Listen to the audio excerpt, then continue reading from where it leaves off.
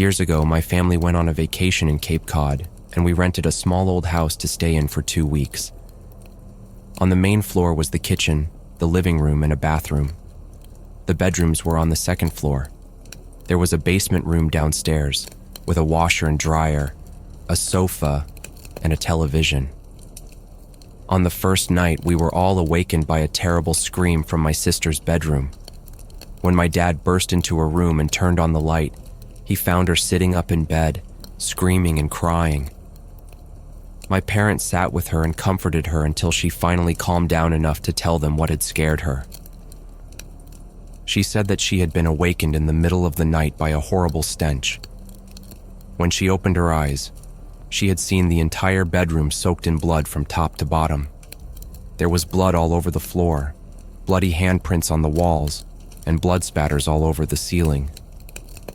We all thought that she had just been having a nightmare, but she refused to go back into her bedroom and stayed in our parents' room for the remainder of the holiday. One evening, my mother was cooking dinner in the kitchen upstairs, and my father had gone out on an errand in a nearby town. My sister and I were in the basement room watching TV, when all of a sudden, the light bulb popped and the TV went off, leaving us in complete darkness. The basement was unfinished and had old stone walls, making it a bit of a creepy place. For a few seconds, we just froze, not knowing what to do. Then we started to smell something horrible. It was a terrible stench, and when it hit our noses, we felt nauseous. It smelled like rotting flesh. The smell quickly grew worse and worse, and then we just heard a scratching in the darkness. Something seemed to be scratching at the floor or the walls. We screamed and began scrambling around in the pitch black, trying to find the door.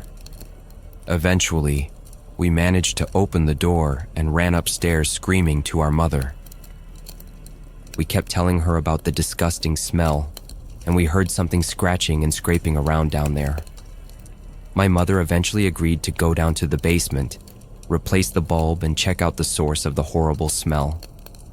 She took a flashlight and a new bulb and disappeared into the darkened basement as we waited for her at the top of the stairs. We expected her to return quickly, but she seemed to be down there for an eternity. Suddenly, we saw her emerge out of the darkness and come running up the stairs.